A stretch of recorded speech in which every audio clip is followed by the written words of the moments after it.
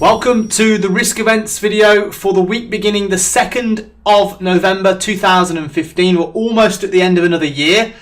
We're going to go through the week as we normally do. We'll go through it day by day so we can cover each event in detail. Now, there's a few events this week. Monday, we do have some data out. We had Australian building approvals, Chinese manufacturing, a little bit of UK data and some US data as well. None of that really is market moving. None of that's anything that the market's particularly paying too much attention to.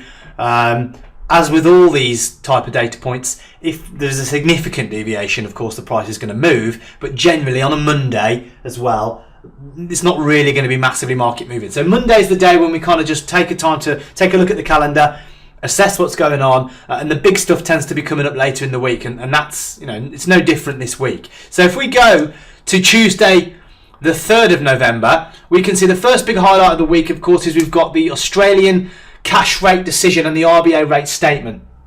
Now, they're expected to remain on hold at 2%, but it's going to be interesting to see what the RBA say and how they adjust or edit their statement if they do, okay? So we're going to need to see, what their, the biggest thing is what their concerns are. We saw with the Fed recently, and a couple of other central banks, in fact, that the language was slightly changed to basically remove any concerns about the global picture.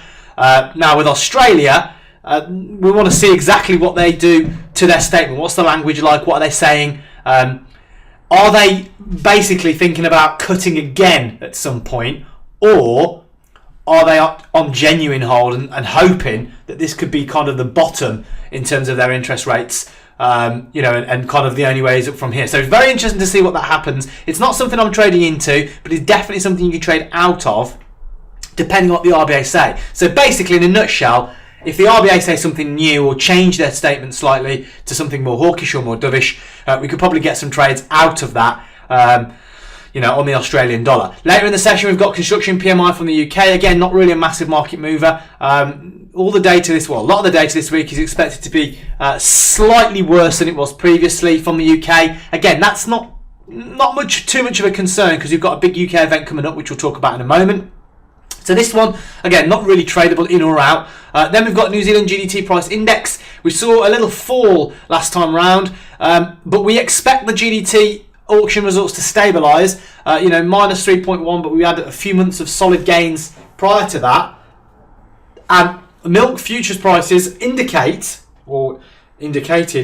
up until recently that going into June 2016, prices are going to basically be substantially higher than from where they were in the midpoint of 2015. So we're still confident that GDT is going to kind of stabilise. So we might get the odd negative reading in between now and then, but I'm still thinking it's going to be fairly positive.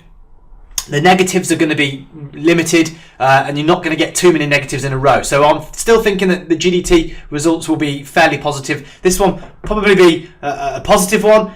Even if it's negative, it shouldn't be too bad. And even if it is, that's the view still remains. Looking at the futures prices, we still think that even if there's one of these like a little anomaly in the price, over time the results should show that those prices going up, which of course is positive for the New Zealand dollar. Later in the session, again relating to the New Zealand dollar, is an employment change and employment rate. Employment change is expected to be positive 0.4 versus the previous 0.3, and the unemployment rate is expected to tick higher to 6 versus a previous of 5.9. So a little bit of mixed data from New Zealand there. We had some positive moves on the New Zealand dollar last week after China announced its one-child policy has been removed. The basics of that is that there's going to be more demand for milk, which of course is great for New Zealand, and other stuff. So there was a little rally on that. It's not something I'd look to continue into a trend or anything like that, but it's just an interesting little move.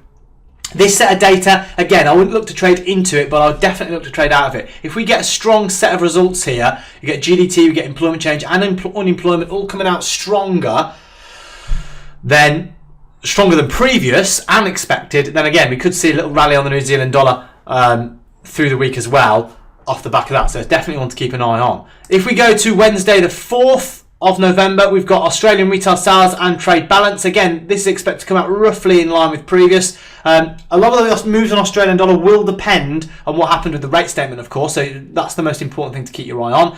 Later in the session, we've got ECB President Draghi speaking. Again, that's going to be pretty big.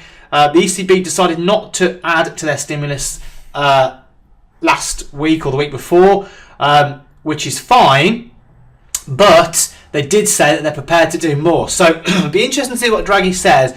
To be honest, I'm not really expecting him to change his tone from that.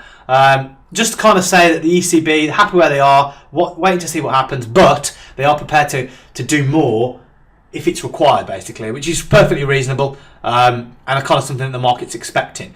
Then we've got services PMI from the UK. Again, this one's expected to come out slightly higher. All the other data up to this point hasn't been, wasn't expected to be so hot. This one a little bit ticking higher to 54.6 versus the previous of 53.3.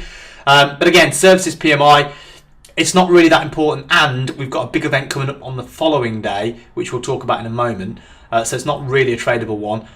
The US, the big data point that's dominating from the US this week, of course, is ADP non-farm and the main NFP event, which we'll talk about in a moment. ADP is expected to come out 183. Remember, that big psychological number is 200,000. So every time it comes out below that, I'm talking about ADP and the main NFP one, every time it comes out below that, that's a little dent to the Fed's, precious labour market.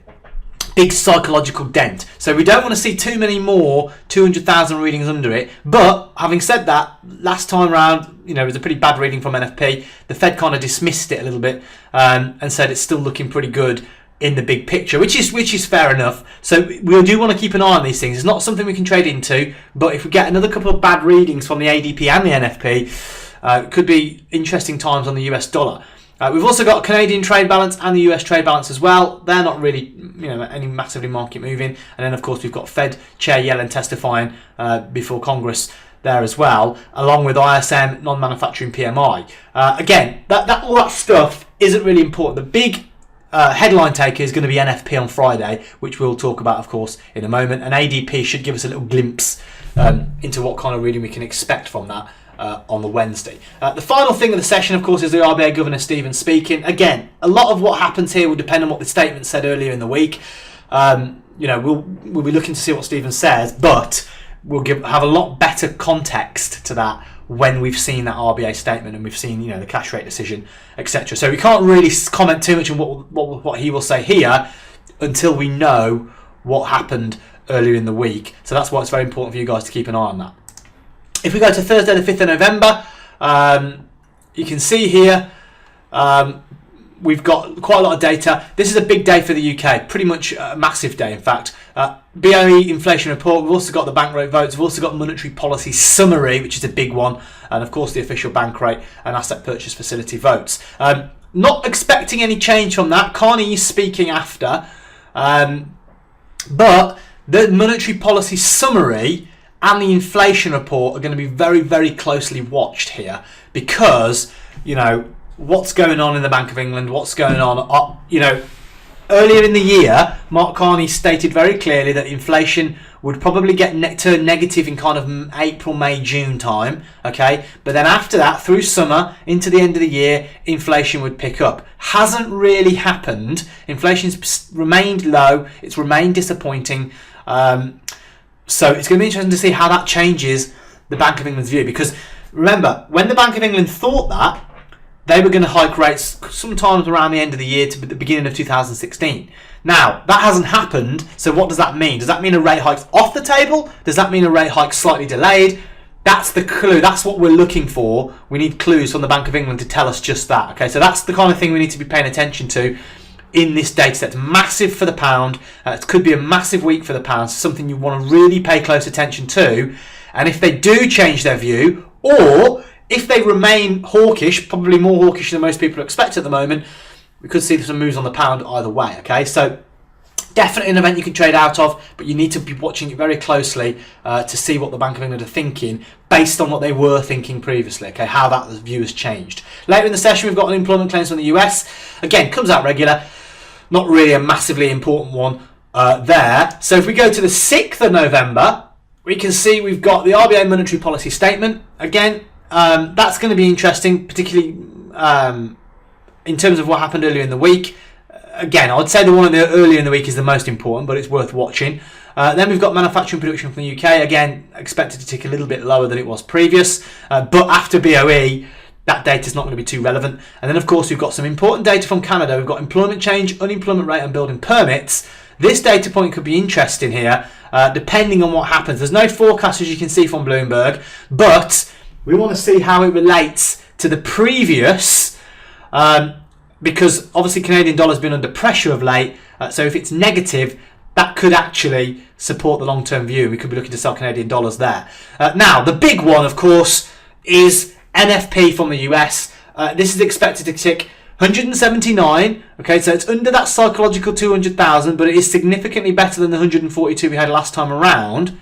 So if we can get it above 200, that would be a massive boost, and we should see the dollar very well supported after that. Average earnings also expected to come in higher. 0.2 versus the previous 0%, and of course the unemployment rate is expected to hold at a fairly healthy 5.1%. So expected decent data from the US. The only thing I would look for is if we can just get that NFP just over 200. If that comes out there and all the other data points come out basically in line or better, I think we're going to have ourselves a very well supported US dollar, a nice opportunity to buy into that, particularly buying into any dips that occur after that happens. But of course, we need to keep our eye on it. We need to watch it first. There's no point trying to predict what will happen.